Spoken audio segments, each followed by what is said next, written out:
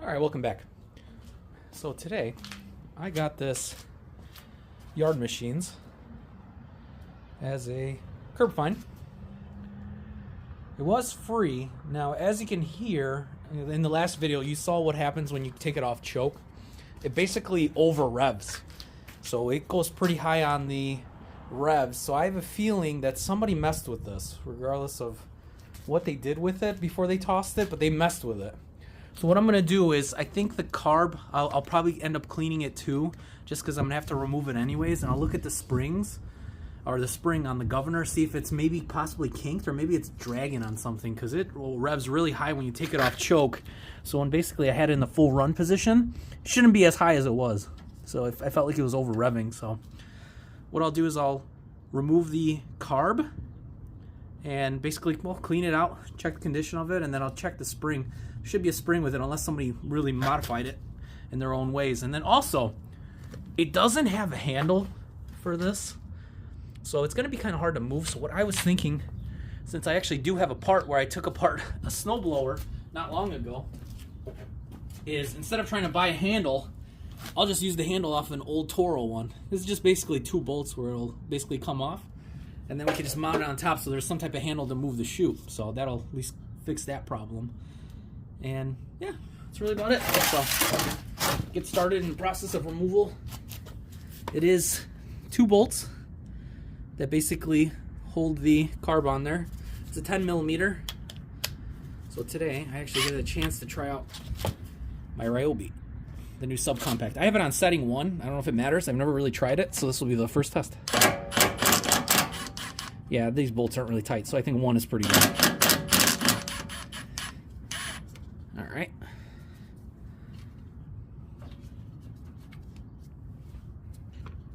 That there. This housing, I don't think there's anything else really attached to it other than the carb portion. Let's see if it's dragging on anything. Okay, so it slides right off. I think it's probably just, okay, primer is just connected to that runs along the side to the back of the carb. Okay, that works. Okay, so looking at it here, I literally think, okay, so it looks like the mechanism for the carb is not really moving. It's like seized. Maybe that's why it'll run. I'll have to take this one out further, see what we can find. Just remove the primer line here. It's a long primer line too. I probably am going to trim this up because this is way too long of a primer line. Unless, looking at it here, it has to be that long, but I don't think so. So I'll remove, there's a spring for the governor right at the top here. I'm just removing the spring that there's a slot for. Sorry if my angle here is not that great. Okay, I'll pull that off, and then just the part of the carb here. And we just got to remove it off the hook. It's jammed though. I wonder why it's jammed. Oh, it has a spacer gasket. Might as well get that off. It looks like RTV. A thin bead of RTV that was smashed together. That's interesting.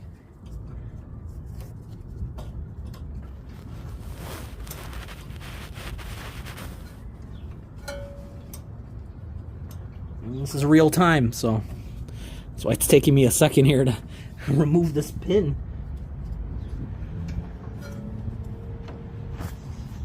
What's holding it? How is it possible that it's held in like that? Alright, let me pause it here for a second while I finagle this while I find a plier. Hold on 1 second here, I'll bring it back in a second. Okay, right back in it. So I found out it looks like the shaft on it, basically for the carb, where the throttle mechanism was, I sprayed some WD-40. It took me like another 2-3 minutes of just working the WD-40 in, and I basically got it off. So it's definitely something with the throttle plate. I think that this thing sat for a while, and in all honesty, it probably gummed it up. So with it being gummed up like that, I think what happens is it made it stick. It made it stick so bad where it didn't want to even move. I need a bigger pair of pliers just to take off the fuel line there.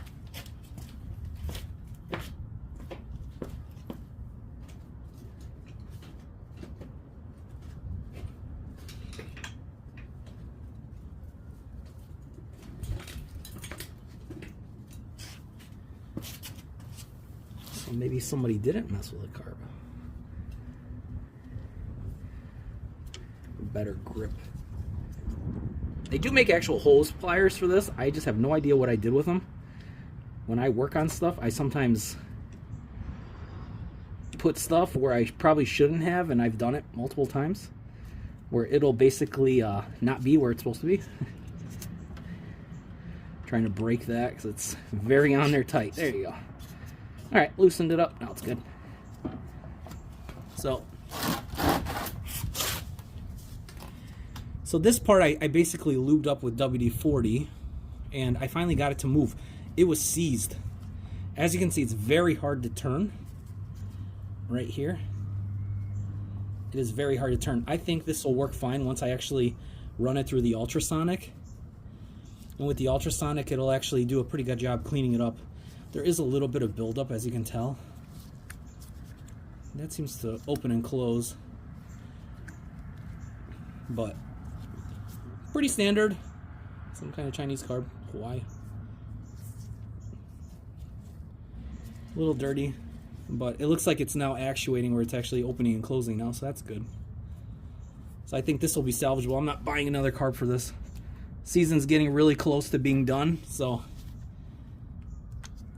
there's not much I can do with this. So I'll just loosen it up here. We'll clean everything out individually. I'll check the condition of the, well, yeah, there's definitely a buildup in there. I don't know if you can see it. I'll try to zoom it in as much as I can. There's basically a buildup of just corrosion. I wonder if this thing sat outside too. That one came off pretty easily. Oh yeah, there's definitely a buildup in there. I'll see if I can remove the jet. If I can't remove the jet, I'll just try to put it in ultrasonic, but you can definitely see the buildup inside the carb. I guess that's kind of what happens when these things get left out or not really taken care of that much. Get my little basket for ultrasonic.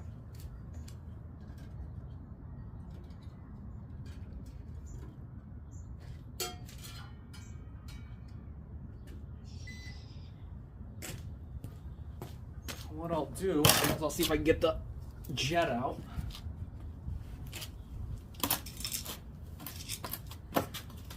These you just want to use a thin, very thin type of flathead. There's a slot that lines up in case you've never done this before. And you basically just want to line it up and then just break it loose. There you go. I felt it break loose and it's actually unraveling, excuse me. And you just want to run it out.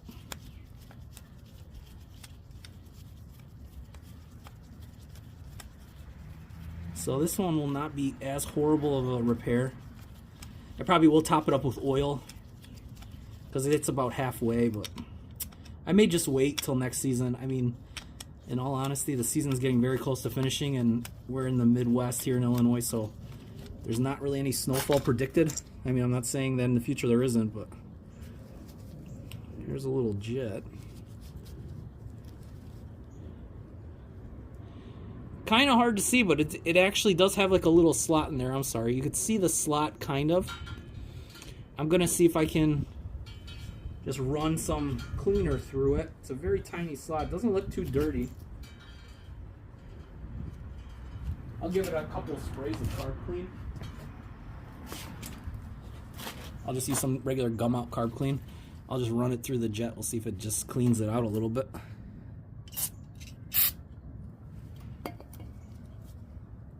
Oh yeah, that definitely did a little bit better of a job. You can kind of see it now better. Let me try that again. Let me just get the straw back on because of how small it is. It kind of pushed it off.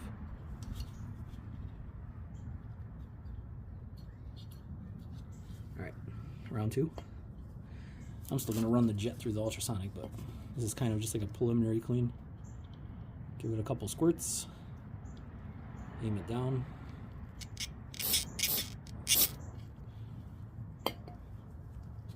Yeah, that was better. Oh yeah, definitely cleaner now. See if we can zoom in on that. So that'll be in the ultrasonic, but at least it cleaned out the center jet here for the most part. It'll clean it out better in the ultrasonic, and what I'll do is I'll also just check the condition of the float. The float looks okay. I mean, like I said, these carbs are not, they relatively are almost all the same. So I'll put that in the ultrasonic. I'll clean all these different parts for it. If any of the gaskets come off, I may want to just take them off. But I don't think it's necessary in the ultrasonic, but just in case they get too brittle or they break, we'll take out the bottom gasket.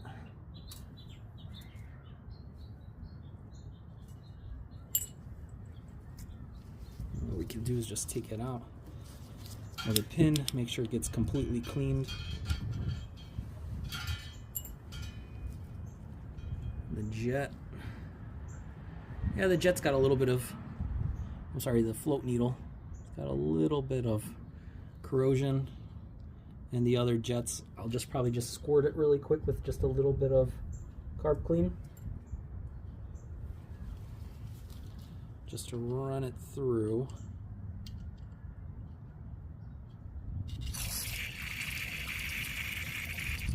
It's dripping out. That one's fine. And then just the float needle. That one's okay too. Okay, that's good.